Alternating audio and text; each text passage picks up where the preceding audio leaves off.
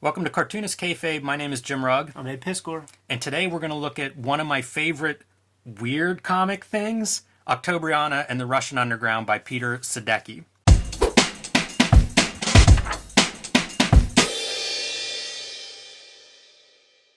I look for weird comics and I try to track them down. And where I learned about this the first time is The Leather Nun. And what is this? Well, let me show you what it is in here. Okay. So this is a collection of weird comics. And they mention Octobriana, and it's a Cold War comic that came out of Russia. And so it kind of just tells you what it is, you know, what this book is. And this is your character, and you can see Lenin here as part of it. And so basically it's an underground comic from the Soviet Union, created, say, in the 60s under the Soviet Union, but it was counterculture there. You know, it was intellectuals and artists and writers who were making this stuff as resistance. And so Octobriana is the spirit of the October Revolution. And she is this, also known as the Devil Woman. And she's connected to all this mythology in a way you could think of her a little bit as like an Amazon Wonder Woman-esque kind of character. And this book was published in England in 1971. And the story is that Peter Sadecki was teaching in Czechoslovakia and connected with this underground known as the Progressive Political Pornography Party, the PPP or the PPPP. Party isn't always part of it. And as he got to know these people, he started to find out about Octobriana and this group that would create these comics and images and what they called samizdat, which were, the word is Russian and it means publish it yourself. So I kind of think of it as like zines and you know, amateur press kind of stuff. But you had to do it because everything that was written there was censored.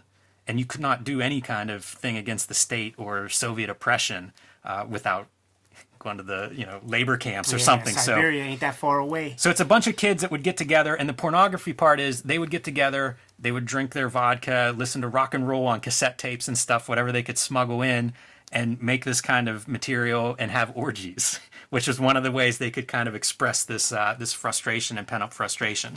So I found it from that strange book listing. I found a copy online and bought it, and you can see it's like a serious book, you know, like a hardcover, almost 200-page book, and from 1971, you know, it's just a weird object to begin with.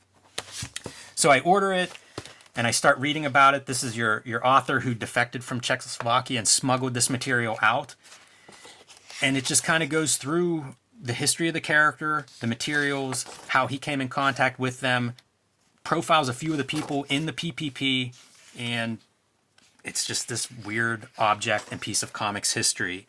And so I'm going to flip through. We can kind of talk about it as we go. There are a few avenues of this that are really interesting, and I've been trying to track down more information on this. So it was published by a guy named Tom Stacey, who in the 50s and 60s worked as like a foreign correspondent from England with, you know, around the globe. There was a lot of conflicts. He would be covering those things. Starts publishing kind of like historical nonfiction, specifically things about colonialism and revolution and stuff. He helped a group of peoples in Uganda gain recognition over a 55-year process that he was a key in. So I think that's how he arrives with this material. And this foreword, this background note, is by the publishers, and it gives some context to what is going on in Russia at the time and the amount of oppression for writing and art and creative thinking. You know, pretty much anything that would oppose this ideology was crushed. And so this is kind of like some political history of that time period to set the tone. So is the character, is it almost like a parody, like Rambo, where it's like you're pretending to celebrate the fascism, but it's really kind of like... It's not in favor of the Soviet Union. Like, no. I'm not saying in favor, but like the way that it's able to exist is, at first glance, they think that it's like, you know, the powers that be. It's very secretive. It's not known. It's not something that was published through you know, any public channels or anything. If you would have been found with this, you'd have been ruined instantly. And so that's what the text traces, like Sadecki's whole experience, how he gets involved in this party, and then how he ultimately learns about Octobriana. And it was really secret, and it's pretty great because he breaks down some of the process stuff of how this thing is even made. But they would make these magazines on sort of amateur presses, or maybe you had a sympathizer that was a printer, so at night he might print this up. Wow. And then you would come to the party and there would be a stack of the magazines, and you could take them and read them, and then you had to bring them back. Because if one of these magazines got in the wrong hands, then it would be not just the person who had it, but it would also be like, we're going to torture how you got this out of you. We're going to find who made this. We're going to erase you. And so all of this material was even like these guys that were underground and making it, they were equally protective of it. You know, like it was very chancy for him to cross the border with it whenever he finally defected.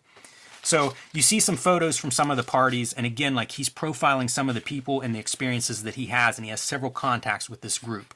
And that's basically what some of this information is about, you know, where these artists would get together and they would be doing these drawings, you know, formulating their plans for what they were going to publish and what they were doing under the radar. These are some specific members that the author had contact with, how he got involved. Bullfrog. They get into some of the ideology of the party, which was really almost like anarchists. They were just anything instead of the Soviet rulers is what they were for. And there was no unified ideology on the part of the group by design. You know, like that chaos and that anarchy was part of what they gravitated towards, what they wanted. They wanted out of that structured order. There are also snippets of process and like, you know, where these ideas are specifically coming from and how they're putting together the actual strips. And as we go along, you'll see more and more of the art. But I wanted to find some of the process talk because it's pretty interesting. So does PPP have a philosophy? They would publish in a zine called MTSYRY. I think of it as mystery because it almost looks like it, but not quite. Doesn't quite work out that way. But this is a quote from one of their publications, one of their Samizdat. They wrote, "If we had an atom bomb at our disposal, we would let it go off anywhere just so that something would get moving." You know, because that's also some of the criticism of the state and the infrastructure of the state and how nothing got done. You know, everything was kind of bogged down. Giving it some context to official Soviet art and what was allowed at the time, and then context for why they're making this stuff on the other side. And some of that's in the intro, just the power of cartoons and cartoony imagery, especially in political opposition around the globe historically. You see it in graffiti is where you would see it in a lot of places. And some sketches of Octobriana. So we don't know if Bullfrog is the creator of the visuals of Octobriana. They don't cite one person. It's created by a group, and there is a section that details the actual creation. So like they conceptualize it together, a story, then some of the artists work on it. There'll be almost like American cartoonists where it's like this person's good at technology or buildings, so they're doing sort of the backgrounds.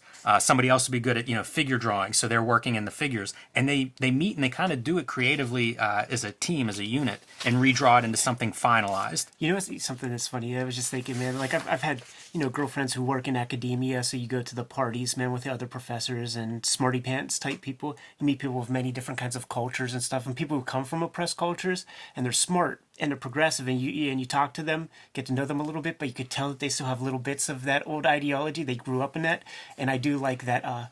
No one person created this comic. It's still communism. It might be self-preservation too, man. Like, I don't know if you'd want your name on this. No, of course. If anybody did get caught, man, they're going to make an example of you. Love this drawing too, like heavy ink styles. Some of them are paintings. This is a badass chick, man. Yeah, she's definitely, you know, part Amazon and part like, her origin's a little muddled, as you can imagine. She's this immoral character, but she's part indigenous people of Russia, you know, of Mother Russia, of the land itself, and then part some of these other elements. Very much a Western thing. Like, this is a superhero character, and they talk about that, you know, like that's appropriated by this character having the pop style that would be associated with, say, the Marvel Comics, because this is done in the 60s, and it's done by students, you know, like college intellectuals. They talk about wearing the star as being, you know, one of the things to, if you get in trouble and you've got a star tattooed on you somewhere, like that would gain you favor with the authorities somehow. That's funny. I think it's a little tongue-in-cheek. And you see the sexuality is a big part of it too. You know, like that was part of the creative outlet that the PPP were engaging in, and then grafted onto this character as well. Probably part of it's youth related. Yeah, sure, man. You got those hormones blazing. This is another one of the strips. So there are several complete stories that are reprinted in this format. And I wonder what the actual pages would have looked like. if if they were arranged like we think of a comic with several panels on a page, or if they were printed like one per page or something. Because if they're little magazines, like I don't know the nature of the actual magazine, and I don't know if that's a choice by the publisher, in terms of how they're reproducing these. When you see this, like it makes me think that there's like articles that would be here, and it would just run along the bottom of the mags. It's pretty funny too, seeing like some context is given to some of these panels. Some you need no context, but other places there are connections that make more sense, re-lettered for English audiences. But in this one, she's fighting a giant radiation mutated walrus. Not that far out of line from a Marvel comic in that regard. I just have to imagine that has some sort of iconography that Russian people would understand that we're missing. Yeah, it could be. Definitely could be. Some of these are pretty strong, though. Look at that, man. That's like Paul Pope type line work or something, man. I like the line work a lot. It's that heavy ink. It looks like a brush ink. This isn't Terry Austin inking this thing. Yeah. And then, of course, your mushroom cloud. Like it's very informed by Cold War and that time period of the day. I may have skipped the process piece, but he goes into detail talking about how a strip is created in here. So it's a pretty extensive text in terms of giving information on what he knows about this and who created it and how that all worked. And it's kind of great hearing the insights of like they would meet in some of these like printing places, sort of in back rooms and places late at night. That whole picture of painting like Russia Cold War era, living on the street level kind of middle class, lower middle class people, and what that existence was like. Gathering in these small groups late at night in different places. And to this day, like you hear stuff from like our homies from the Middle East or something, and when you could get somebody candid, they're like, dude, we fuck so much, man. But, and our parents fuck so much when they were our age, but we have to pretend like we don't. Like, we have to do everything we can to not rub people's faces in it, man. And that's like, they had to know this shit was going on. Yeah, it's inevitable. Any of these cultures that are really like iron-fisted rule, you have that, I don't know, man, like an energy that's really struggling and that kind of thing. I like these because they show some of the lettering, like the Russian lettering, which is just typeset. And, certainly we've seen English comics like that. Yeah, and those Cyrillic characters, like, I think if you look at Russian comics now, like, the shit is typeset as well. It's a very, can't really letter that by hand, but obviously, if your life is on the line, you certainly don't want to match up your lettering style with your signature or some shit. Very, very true. I think this panel looks super Frank Miller-esque, some of the Sin City stuff, and then what she's saying is my kingdom for a Coke. So Coca-Cola is one of the things that she loves as a character. It's those little pop culture Western thumbing your nose at the Soviet Union whenever you can. And so this note is about when he starts to form the idea of smuggling this material out. And he's not alone in that. He's not like betraying the group. The group's in on this, but trying to figure out how do you actually get this from behind the Iron Curtain. And it starts in as early as 1963 when they start putting this concept together. And again, the book is 1971, so several years go by before they're successful at getting this out and then published and out to the wider world. But I think 1963 is significant because of Marvel Universe and American comics history. It's kind of neat. So that's basically this book, Octobriana and the Russian underground. So this book introduces the concept of Octobriana to the wider world. Yes. And so, of course, it's not true. This is all bullshit. Mm-hmm. It's just so well done, and it's done before any, like there aren't that many examples in 1971 of somebody creating something this extensive. There's so much information in here, and it's just, it's made up. So this is all a hoax. So it's like a world building exercise or something. Exactly. And I think that's part of what I gravitate towards. It's, I think of Orson Welles' War of the Worlds broadcast, or F for Fake for that matter, Spinal Tap, like this is the comics equivalent of those types of things. And it is a complete world from not just the character and the adventures that she would have, but also the people behind the character and how she comes to exist. I don't know exactly how that was exposed as a hoax. The author died in 1991 of a brain tumor and never really came out and explained it. However, 2 artists sued him. I believe they were Czechoslovakian, I think. and some of the art surfaced in different places, including Vampirilla, before this book was published. There is a famous image. So one of the places that this this story falls apart, and one of the reasons that we know it's not exactly true, is this image appeared in Vampirilla, and it is also in this book. But the little vampire bat head signal is replaced by a star.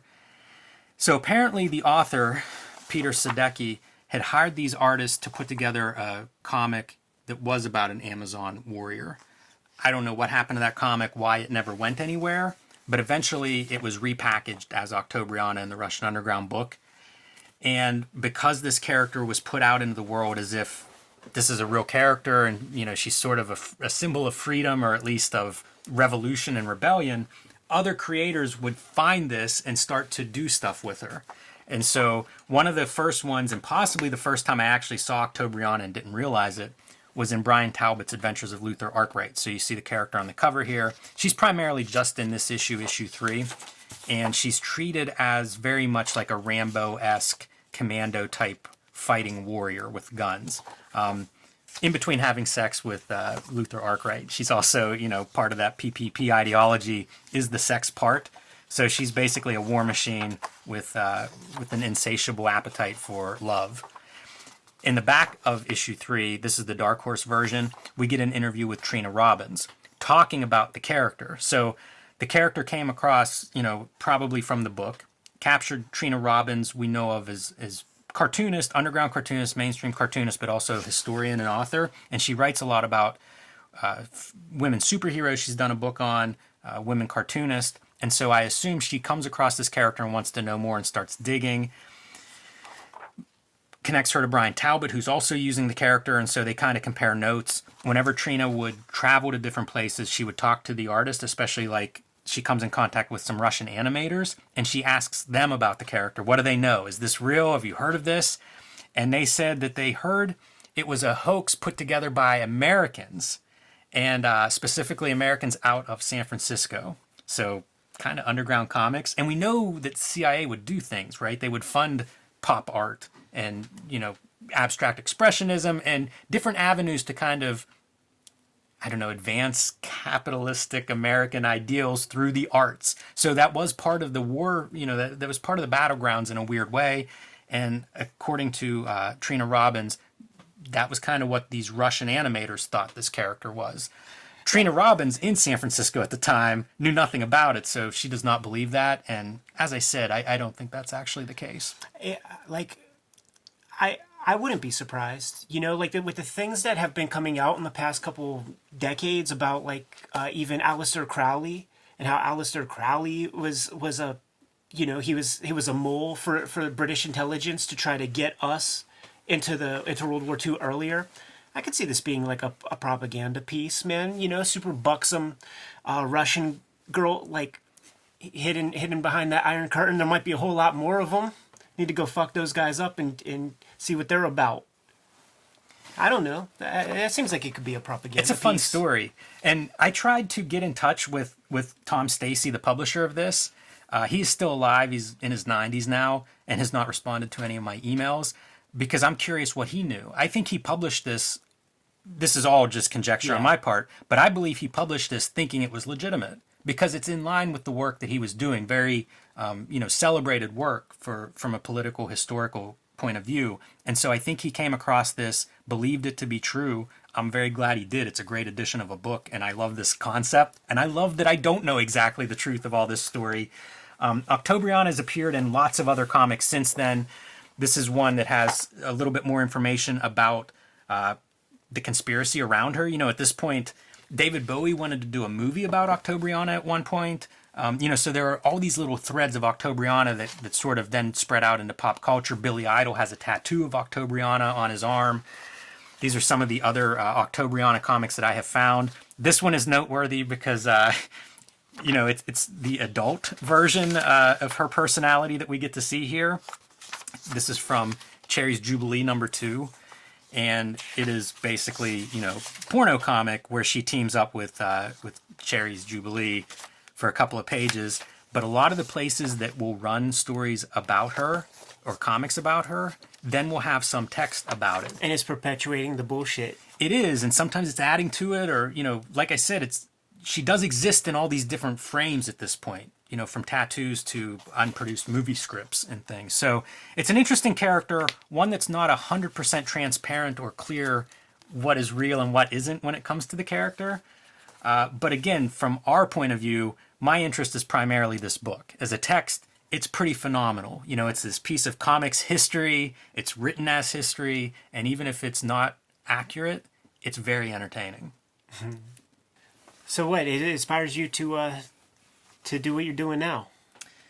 Yes. So I had a little bit of free time and decided I was going to make a black light fluorescent ink comic.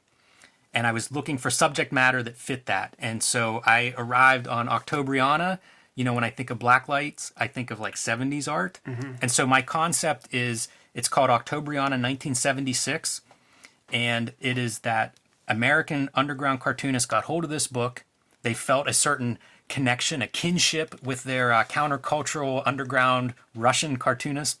And so they decided to do an Octobriana comic as a show of solidarity. And so that is what I've created and what I am currently kickstarting. And it's based on this character, at least the origins. She has this sexy 70s quality, which I think lends itself to that kind of underground blacklight style artwork. So you're going to have some kayfabe language, like an afterword or something, to just kind of perpetuate the game? Yes. Yeah. You have to, right? Totally. Yeah, I'm basically adding to this mythology. I think it's kind of cool. It reminds me a little bit of like Creative Commons and when people have tried to create characters and put out, in a weird way, H.P. Lovecraft, right? You create a character and then you let them loose for other creatives to play with. And the character's not copyright because of the context in which she was created, this idea that she's this underground figure. Yeah. And as per Alan Moore, there's a long literary tradition of doing this. Authors would do that sort of thing. But in the underground space, I could be wrong, but I heard it straight from Jay Lynch. There are characters like Pro Junior. We've seen comics and some of those have come across the kayfabe mailbags and stuff. He told me that the Pro Junior character isn't copywritten, so like anybody could do Pro Junior comics, and there might be another character or two from the underground where that was possible. So this would fit in that pantheon if all that I just said is true. Pretty cool, man. I'm also glad that when we were going through this and stuff, and I feel less bad that I don't know about it. You know what I'm saying? I would have been upset if there was like this whole like wing of comics that I was just totally like divorced from and never heard of. Yeah, I say that it's appeared in several comics, and it has, but definitely Luther Arkwright's sort of the biggest one, and it's not like she's featured in that. So she's known a little bit as a character, not widely known. The book's amazing, though, to me, because a hardcover book with those kind of graphics, this was not a cheap book to produce. So these still float around, like I found mine online relatively cheap. Definitely they had to have some kind of print run to produce a book of this size. So it's out there. I don't know how well known things are. You know what I mean? Like you start Googling it, you can find anything, but it's not a conversation I've had with too many people. Yeah. Like usually when I bring it up, it's not a lot of cartoonist friends of mine are like, this isn't Faust. No, not at all, man. Not at all. But maybe it will be after this. Yeah, I mean, you're going to do the cool one. You're going to do the cool one. These other ones, they're all right. But I read your comic. I fucking dig it. All right, man. Let's get the hell out of here, man. Go support Jimmy's Kickstarter. That's thing number 1. Number 2, like, subscribe, and follow our YouTube because we're trying to get 20,000 subscribers ASAP. You can subscribe to the Cartoonist Kayfabe e-newsletter to keep up with everything that we do. You can find Cartoonist Kayfabe t-shirts and merch at the links below this video. Jimmy, you just hear that ding? Maybe you hit your stretch goal, man. Give them the marching orders. Read more comics.